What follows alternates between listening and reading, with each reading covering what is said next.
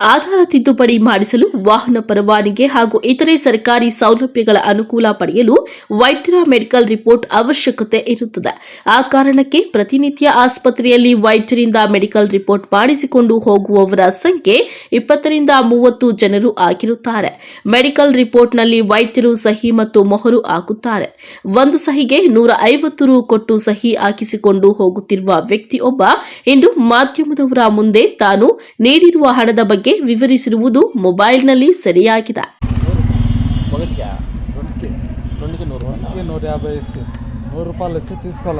అదే 50 అడుగుతా ఉంటుంది నీకు ఎక్స్ట్రా ఏమి డాక్టర్ సైన్ చేసేకి అదే మెడికల్ సైన్ చేసేకి మెడికల్ సైన్ నాకు వేసి ఇచ్చిరే నీ ముందర కదా వేసి ఇచ్చింది ఎంత ఇస్తారా 50 నాకు అవతల వచ్చి 100 రూపాయలు అడిగావు ఆయన అందుకు నీకు అడుగుతాను నువ్వు ఎంత ఇస్తావు అని 100 మెడికల్ ఫిక్స్ అయిపోయింది 100 రూపాయలు కదా ఏం కదా change offer Aadhaar card change offer అంటే డాక్టర్ ఒక సైన్ చేసి ఇవ్వాలంటే 60 రూపాయలు ఇవ్వాలా 150 కదా ఇచ్చింది రెండుకే ఒకటి ఇచ్చారు 150 ఒక్కొక్క దానికి 100 రూపాయలు ఒకదానికి 100 రూపాయలు నా ముందరే కదా నువ్వు ఇచ్చింది అదే ఇప్పుడు ఇంటి డాక్టర్ ఏం పేరు పేరు మీది ఎవరన్నా ఇదే ఊరు ఉండేది మీరు సంషాట్పల్లి అవునా 150 ఇస్తారా సైన్ ఆ పక్క మీరు ఈ పక్క మేము అంతే మీరు ఎన్నుకుంటున్నాను అది మీకు అడుగుతా ఉన్నా అమౌంట్ ఎంత ఇస్తుంది అని నాకు 100 ఇస్తే తీసుకోలేదు మళ్ళీ ఇంక 50 ఇచ్చారు 150 ఇస్తారా రెండు దానికి పొద్దున పని కావాలా ఇంక వాళ్ళు కాసుకుంటే అవుతుందా.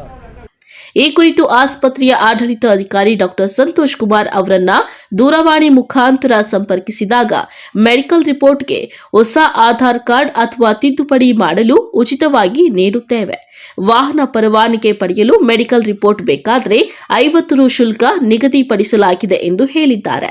ಆದರೆ ಇಲ್ಲಿನ ವೈದ್ಯರು 50 ರು ಹಣ ಪಡೆಯುವ ಶುಲ್ಕದ ರಸೀದಿ ಸಹ ನೀಡಲ್ಲ. Aslam Pasha, MMTV news, Chintamani.